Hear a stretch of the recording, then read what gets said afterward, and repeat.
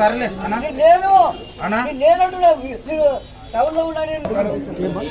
అడుగు అతను లేదు కదా ఇప్పుడు దీంట్లో కార్యనిర్వహణ అధికారి ఇది దీంట్లో కాదు చెప్పేది మనం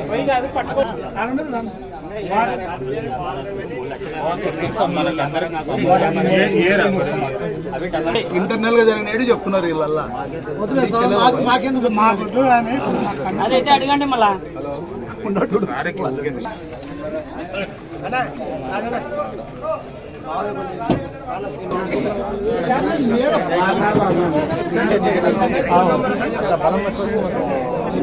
డిపార్ట్మెంట్ వచ్చినాయి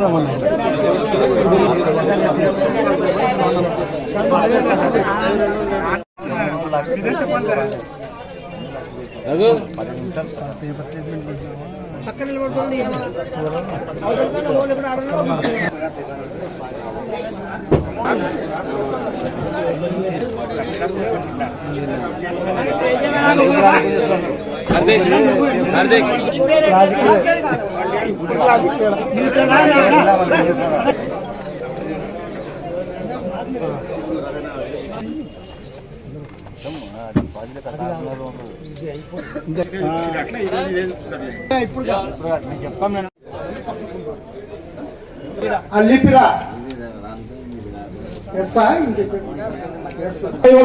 పృథ్వీరాజ్ గారి పాట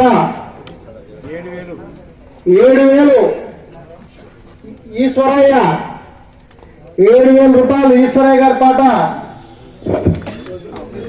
మీరేం చేస్తారు? మరి అందరికీ ఈరోజు అందరికీ ధన్యవాదాలు.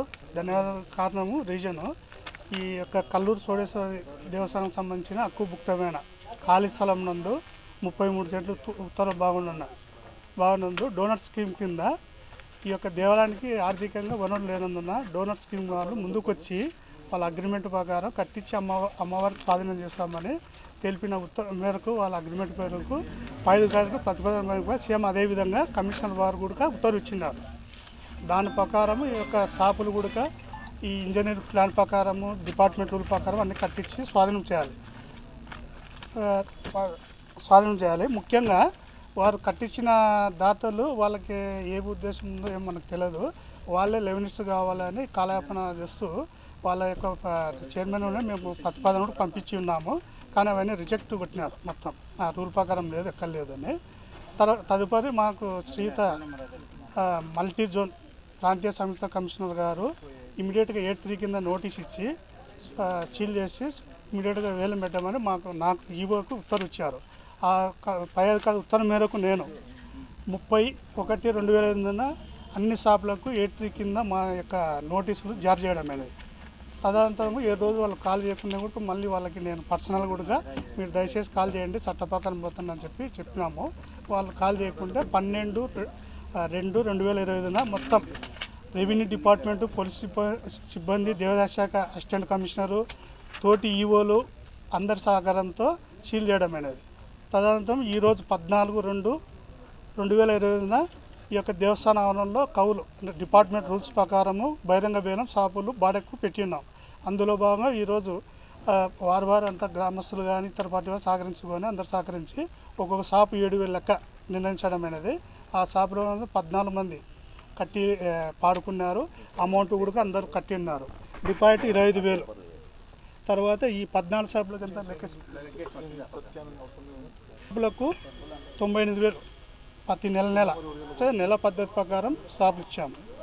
ఇప్పుడు ఏదైనా డెవలప్మెంట్కి కానీ ఏదైనా గ్రామ ప్రజల ద్వారా కానీ ఇంకేదైనా ఇప్పుడు సీజపూర్ కింద కూడా గుడి 1,20,000 శాంక్షన్ చేసినారు. తర్వాత సింగిల్ టెండర్ వల్ల అది రద్దయిపోయింది. త్వరలో కూడా ఇప్పుడు సహకరించినారు కాబట్టి నేను సీజప్ టెండర్ కూడా గ్రామ పెద్దల ద్వారా కానీ అందరి సహకారంతో మీడియా సహకారంతో కూడా ఆ వర్క్ కూడా ప్రతిపాదన మళ్ళీ మేము తిరిగి పంపించి అమ్మవారి అభివృద్ధికి కానీ ఇక్కడ మేము పాటుపడతామని తెలుపుతున్నాం. అంటే డోనర్స్ కట్టించినారు కాబట్టి వాళ్ళు అంటే డోనర్స్ మేము కట్టించినాం కదా అని బాధ్యత. అంటే 17 మంది డిపాజిట్ కట్టినారు.